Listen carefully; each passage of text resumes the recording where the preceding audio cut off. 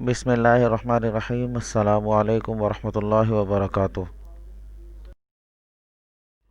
عزیز طلبہ، سبق نمبر 22 ہے اور آج ہم انشاءاللہ ایک نئے سبق کی بلند خوانی شروع کریں گے۔ اس سبق کا عنوان ہے انوکھا پیڑ۔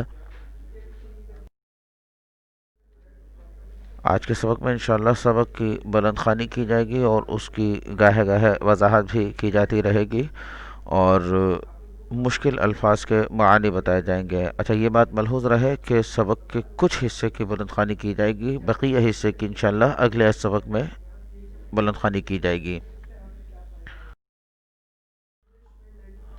آج کے سبق سے ہمارا جو مقصد ہے وہ ہے درست تلفظ کے ساتھ اردو زبان پڑھ سکیں اور نت نئے الفاظ کا ذخیرہ کر سکیں، یہ ہمارے مقاصد ہیں۔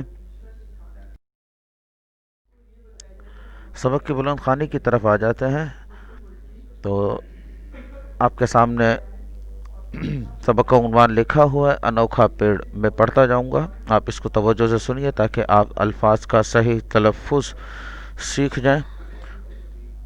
سینکڑوں برس پہلے ہندوستان کے ایک بادشاہ کے دل میں یہ خواہش پیدا ہوئی کہ وہ مصر کے بادشاہ کو کوئی تحفہ بھیجے، لیکن سوال تحفے کا تھا۔ تحفہ ہو تو کیسا ہو؟ بادشاہ نے اپنے درباریوں سے رائے لی۔ بادشاہ کی خواہش تھی کہ تحفہ صرف عجیب و غریب ہی نہ ہو بلکہ شاندار اور انوکھا بھی ہو، ایسا تحفہ جو کبھی کسی نے نہ بھیجا ہو۔ بادشاہ نے بڑے بڑے عالموں اور پنڈتوں کو بلایا اور ان سے رائے لی۔ آخر سب نے مل کر سوچا اور ان کی سمجھ میں ایک بات آ گئی۔ وہ سب مل کر بادشاہ کے پاس گئے اور بولے، اے بادشاہ، ہم نے ایک ایسا انوکھا تحفہ سوچا ہے جو آج تک کسی نے نہ بھیجا ہوگا۔ آپ ایک ایسا جہاز بنوا لیجئے جو صرف ناریل کے درخت کی لکڑی کا بنا ہو اور اس کے اندر ناریل کی مختلف چیزیں ہوں۔ ناریل کے علاوہ اس کے اندر کوئی چیز نہ ہو، پھر اس کو مصر کے بادشاہ کو بھیج دیجئے، یہ تحفہ بہت پسند کیا جائے گا۔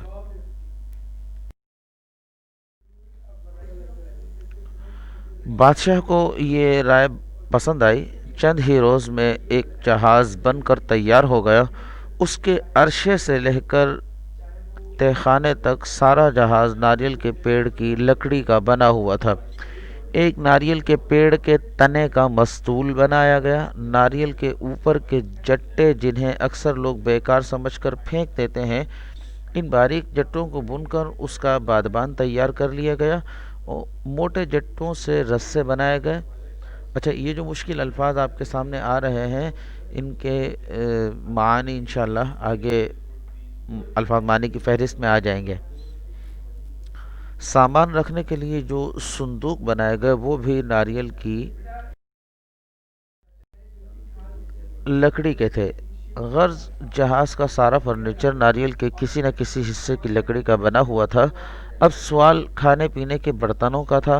ناریل کا خول جس کے اندر ناریل ہوتا ہے وہ اس کام میں لایا گیا۔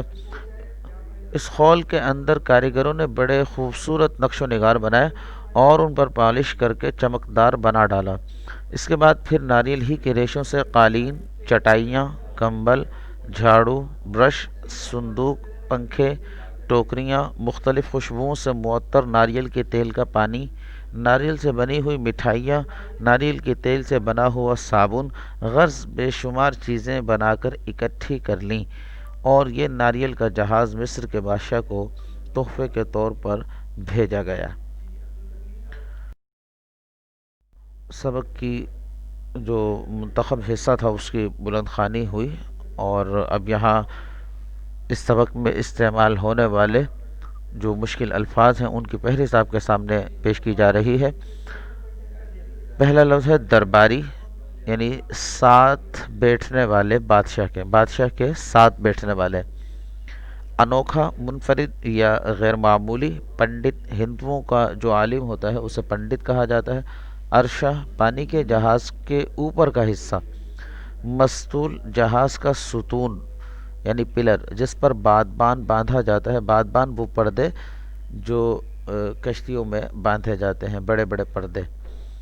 جٹا، ناریل کی ریشوں سے بنا ہوا رسہ۔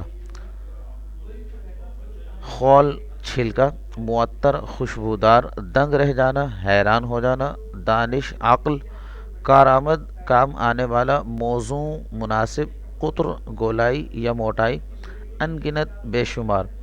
اس میں کچھ الفاظ ایسے ہیں جو انشاءاللہ اگلے سبق میں آ جائیں گے، تو جو الفاظ معانی کی فہرست آپ کو سبق کتاب میں دی جاتی ہے وہ تمام الفاظ معانی میں نے یہاں لکھ دیے ہیں۔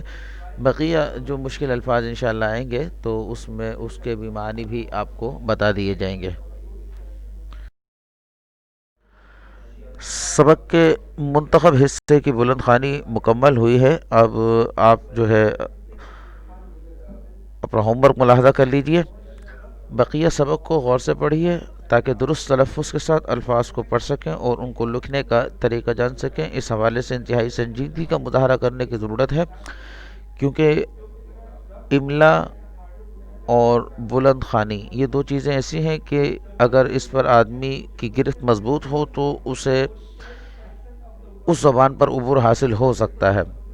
دوسرا یہ کہ سبق کا سربرق بنائیے، خوبصورت سا ٹائٹل پیج بنائیے، اور آخری بات یہ کہ مشکل الفاظ کے معنی اپنی کاپیوں میں لکھ لیجئے۔